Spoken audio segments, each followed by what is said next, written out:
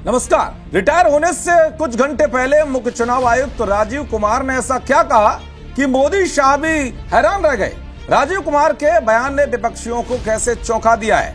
आखिर राजीव कुमार जाते जाते ऐसा क्या बता गए कि पूरे देश में उनकी चर्चा हो रही है। दरअसल देश के 25वें चुनाव आयुक्त राजीव कुमार रिटायर हो गए। अब ज्ञानेश कुमार देश के 26वें नए मुख्य चुनाव आयुक्त होंगे।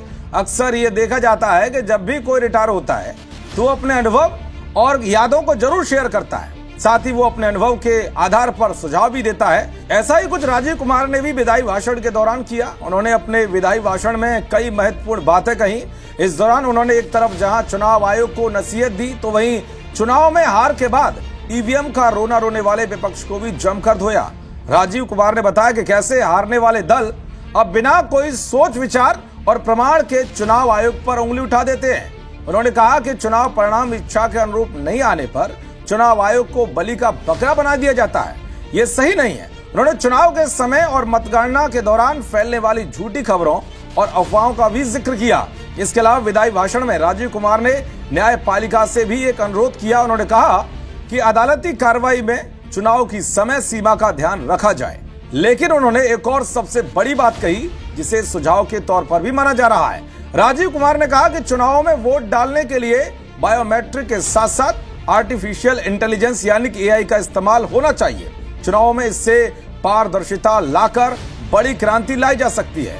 यानी कि राजीव कुमार ने चुनाव आयोग को भी बड़ी नसीहत दी है कि जो दल ईवीएम पर रोना रोते हुए आयोग पर सवाल खड़े करते हैं उन्हें किस तकनीक का उपयोग करके तगड़ा जवाब दिया जा सकता है। दरअसल राजीव कुमार ने लोकसभा चुनाव 2024 और जम्मू कश्मीर में एक दशक से ज्यादा समय बाद हुए विधानसभा चुनाव कराए। इसके अलावा उन्होंने 2022 में राष्ट्रपति चुनाव और 2023 में कर्नाटक और तेलंगाना चुनाव की देखरेख की। तो वहीं मध्य प्रदेश, राजस्थान, हरियाणा, झारखंड, महाराष्ट्र के साथ साथ दिल्ली के विधानसभा चुनाव भी इन्होंने ही कराए। लेकिन जहां विपक्षी दलों की हार हुई वहां राजीव कुमार उनके निशाने पर रहे। हालांकि कई बार वो शायराना अंदाज में विपक्षियों को तगड़ा जवाब देते हुए भी दिखाई दिए। अधूरी हसरतों का इल्जाम, अधूरी हसरतों का इल्जाम हर बार हम पर लगाना ठीक नहीं। ये ईवीएम कह रही है, मैं नहीं कह रहा हूं। अधूरी हसरतों का इल्जाम हर बार हम पे लगाना ठीक नहीं। वफा खुद से नहीं होती, खता ईवीएम की कहते हो। और बाद में गोया जब परिणाम आता है तो उस पर कायम भी नहीं रहते, आप ही के पक्ष में रिजल्ट आ जाता है। ये क्या बात है भाई? कितने दिन? EVMs are 100% safe, 100% sure, we know now.